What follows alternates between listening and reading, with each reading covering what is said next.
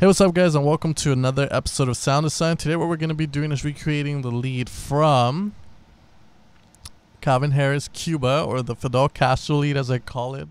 They actually call it Fidel Castro Loves Sam World. Yeah, what's up? Anyways, this is the way it's going to sound like.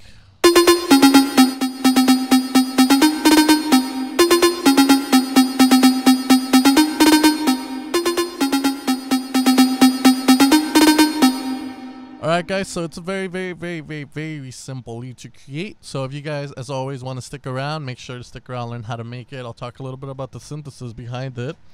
If you guys just want to download the preset, as always, you're welcome to go onto my Facebook and look up the details.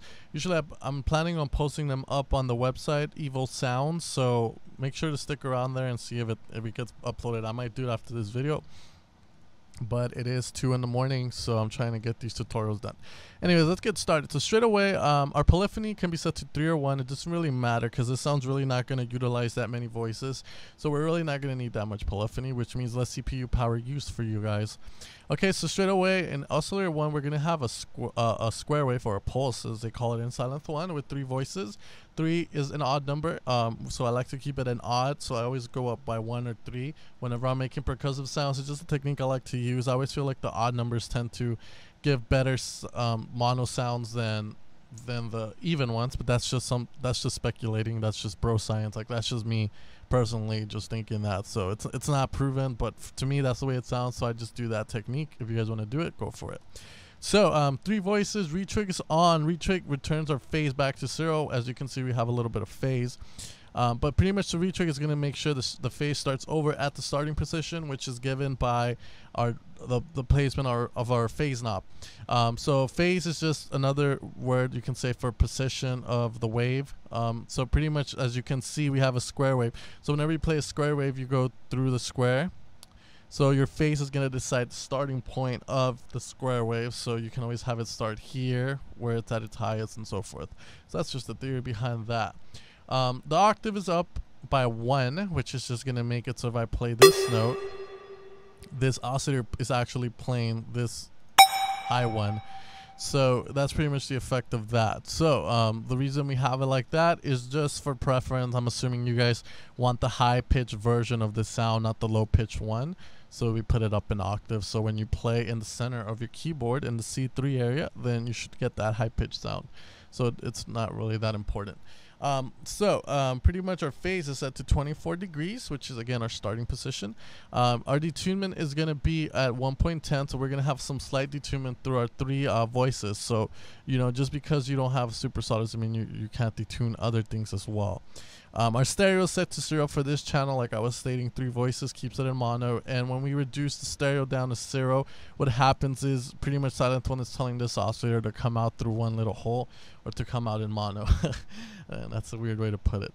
So no panning as well. So now in amp envelope A, we're gonna give the amp envelope a characteristic of a very of a pluck. So the way we do that is we just lower our sustain down and we up our decay to halfway at around 5.29. So what's gonna happen is our attack's gonna come out, decay, but there's no sustain, so it's just the sustain is gonna go straight into the release, and then the release is gonna decide how long that stab sticks around before you hear nothing. So if I were to play a note and hold it, you wouldn't hear anything else coming out. And there you have it. So now we go into oscillator, our release is at 4.60, so a little bit before 5. And now we go to oscillator A2, where we're going to have pretty much a square with 4 voices. This one's going to be stereoed, and retrig is on this one. Our phase is changed to 13.71 degrees instead of the 24. Just a little change to change the starting position as always. And our pitch octave is set to +1. We're going to apply some more detunement to this one just to kind of vary it up a bit. So it's at 2.30. So you're all the way up, and our pan it's pretty much, let's put it at 0. There's no need for any panning. So once we have that, we're just going to go into filter A, where we're going to put input select A, which means part A is going to get routed through here. No reason to put AB unless you're very OCD and you need to have it that way. But pretty much when you have AB, if I had anything here, pretty much it would get routed into this filter as well. So we're going to put input select A. Our cutoff is set to 12 o'clock, no resonance, and we're going to boost the drive to 2.62. 24 dB type, so all that's going to happen or occur is just that this is going to increase in volume when you put the drive up. Our filter control knob is set to around 10 o'clock or 32.28 hertz. Resonance is set to 1.14, and resonance is a big key in creating these kind of sounds, so just make sure you play around with it. A lot of people tend to not focus much on resonance and focus on cutoff. So a little bit about resonance is pretty much the point where the filter is about to close, so it's getting rid of the frequencies.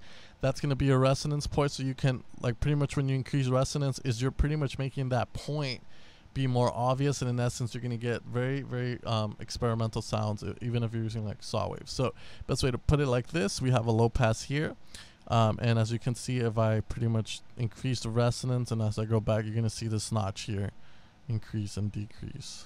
So pretty much that's what it's doing. So we're going to add a little bit of resonance, 1.14.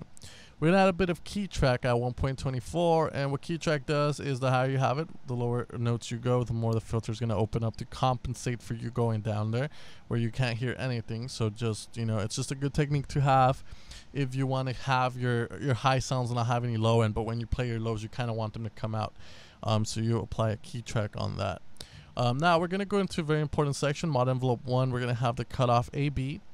We're going to turn the black knob all the way. We're going to apply some decay at 2.24. No sustain, and a little bit of release at 0.95. So our sound is getting routed through the filter. We're giving it the warmness of the filter, the characteristics of our low pass from silence 1, and it's coming out and being shaped by this envelope.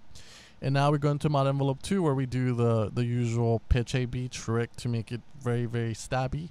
And our decay is set to 0.40 there. So it's a very fast thing that occurs. Our pitch increases super fast and comes back to normal, and in essence you get you could call it a ricochet if you want. In essence, you get just a punchier sound, more emphasis when it's played. Alright, cool. So we're almost done. Pretty much we're going to put our effects now where we have a distortion effect here.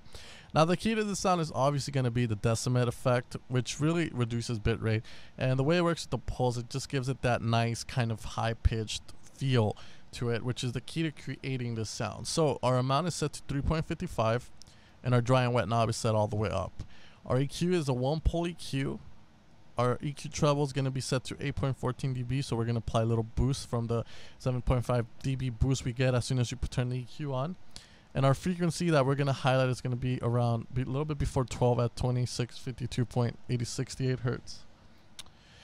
And now we go to our reverb. Another very important part of the sound, but not as important as our distortion, is just we're going to have the dry and wet at 58%. The size of the reverb, which includes how big it sounds and the decay time for it, is going to be at 6.85. Our pre-delay set to 9 o'clock. Our dampness to 12, which is going to pretty much make the reverb damp, like add a little bit of low end to it. And then we're going to make this width all the way up, which should be there by default, which gives us a very wide reverb. If we were to have this at 0, it would be mono reverb, so you would only hear it in the center. And once we have that, all we really do is just boost the main volume up if you choose to do that. A lot of people get freaked out though because they see Silent One starts clipping and they automatically think it shouldn't be. You can control that, but if you're like that where you think every phase needs to be at a green, it can't be clipping because then it's gonna fuck up your mixing and mastering, then you can just have it down here. But for me, I put it up here to give it that loudness, and in essence it makes a sound that's ready to use straight out the box. Alright guys, so that's gonna be the tutorial for this this episode. Pretty much very simple sound. Went through a few of the parameters. So if you guys want to download it, make sure to go to my Evil Sounds website or Facebook and make sure to get it. Anyways, thanks for tuning in guys, and I'll see you guys next time.